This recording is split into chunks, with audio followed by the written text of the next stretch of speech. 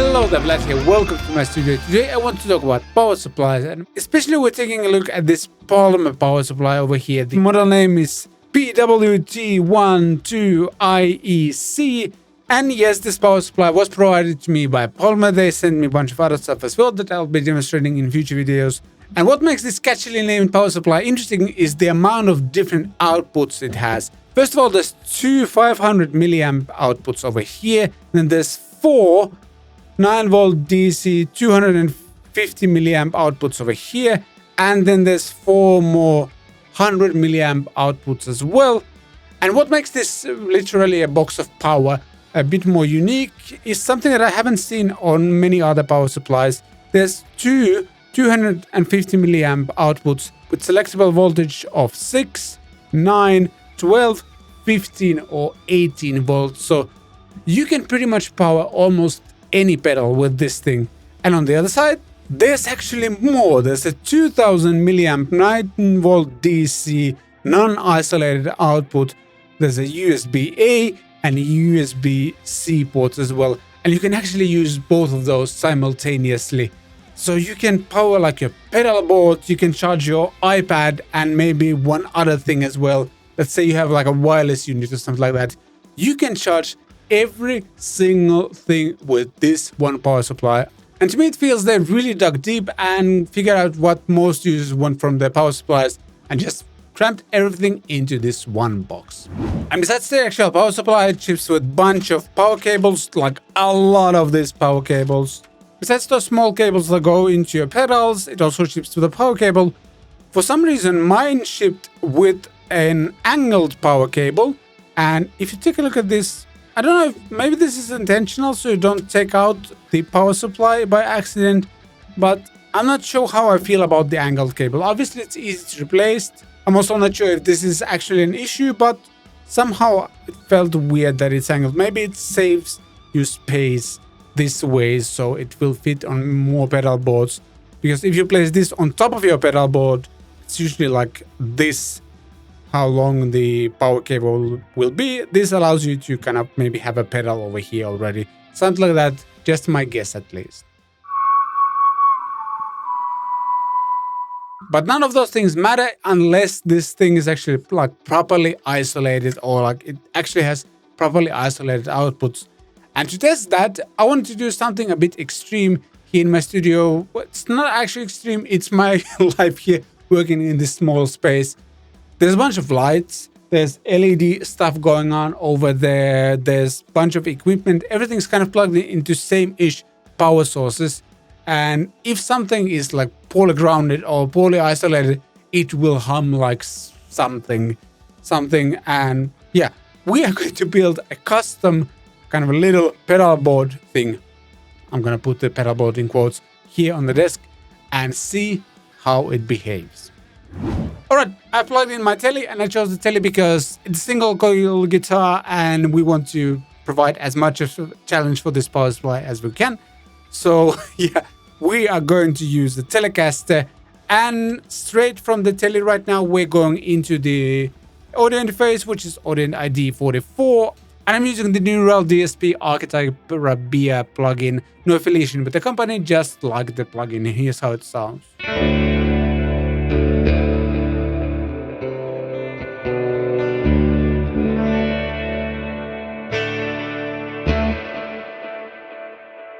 Yeah, so very ambient and dark and heavy and stuff like that.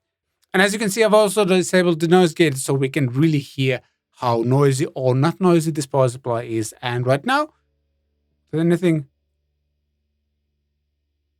Nothing. Nice. And let's get started by adding the first pedal. Alright, I've added the first pedal. I kind of chose the easy one to start with because this is a Caline Pure Sky Overdrive, and it's a great sounding pedal, and in my experience this hasn't been noisy at all. But let's give it a try. So without the pedal.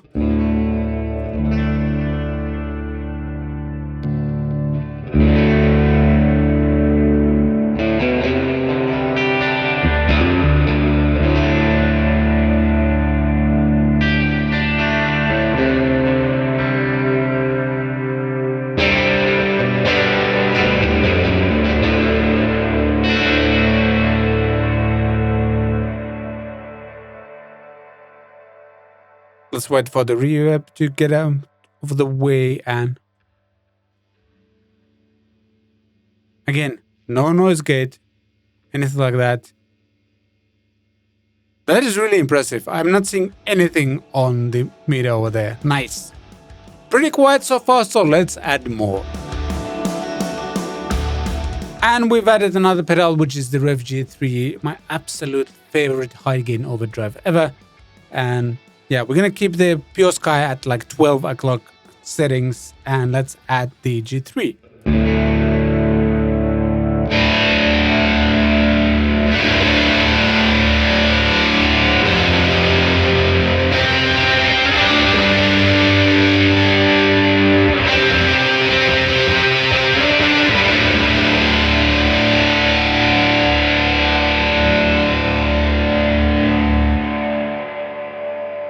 I'm gonna bring the volume up again. A little bit. If I touch the strings,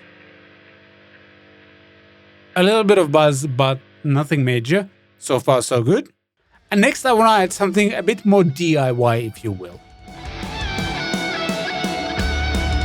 Alright, we have another pedal, and we're diving into a more random territory, because this isn't like any branded pedal. It's a kit pedal I assembled many years ago. One of the knobs is falling off and stuff like that. I think this goes for like a very traditional fuzz face sound or something like that.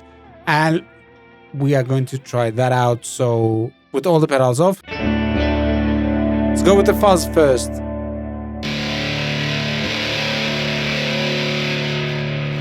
I think this is the volume.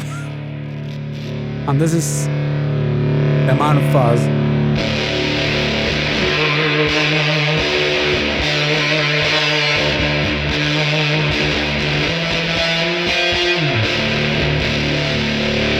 Nice.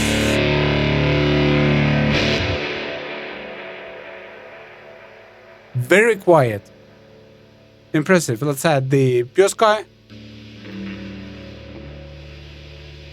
Still very tolerable, and if I touch the strings, nice. Then the G3. This is going to add a lot of gain. Okay, there you go.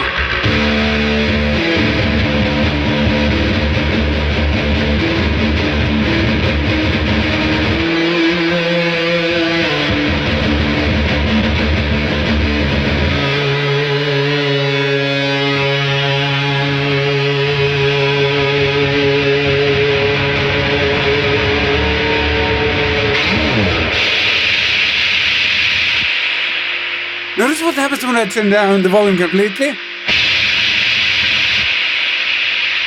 As soon as there's a little bit of signal, let me take that out. As soon as there's a little bit of signal, it kind of goes way more quiet.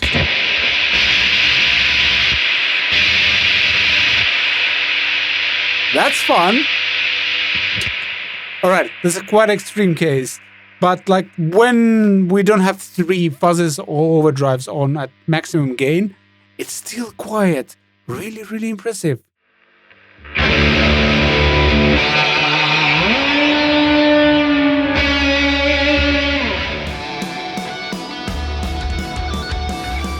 And we've added another pedal. It's again built from a kit. It's called Worship Tremolo, or I decided to name it like that. And as soon as I plug this pedal in, I can hear more buzz going on. The guitar volume is off right now. But it's still tolerable, and I don't actually know if this pedal works, so let's give it a try.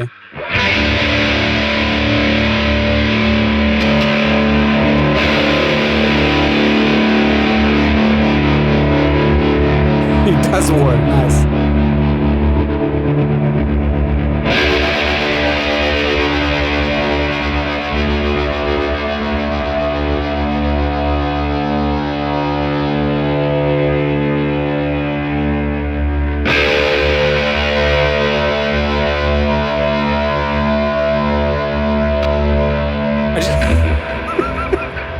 I just broke the knob of this pedal.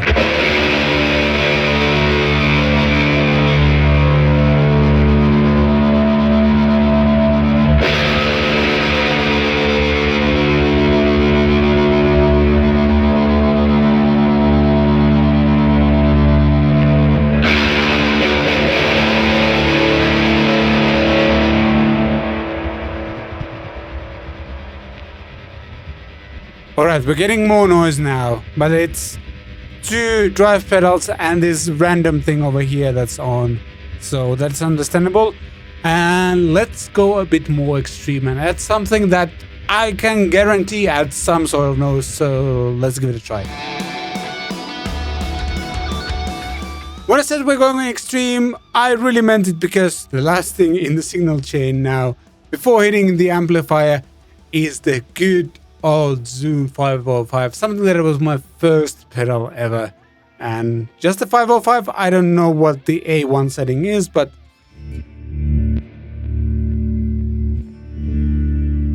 that's really weird. I have no idea what that preset is supposed to be. Let's start adding some pedals. The fuzz.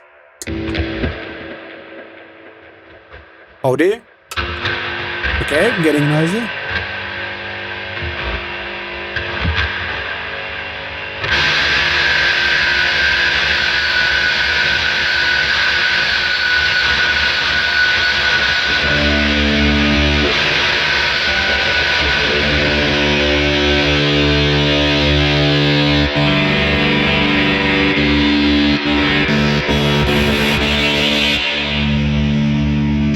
Sort of fading effect on the zoom.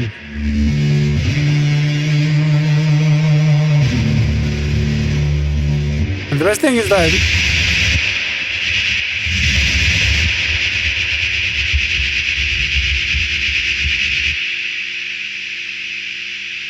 sounds like the tremolo is like a true noisemaker here.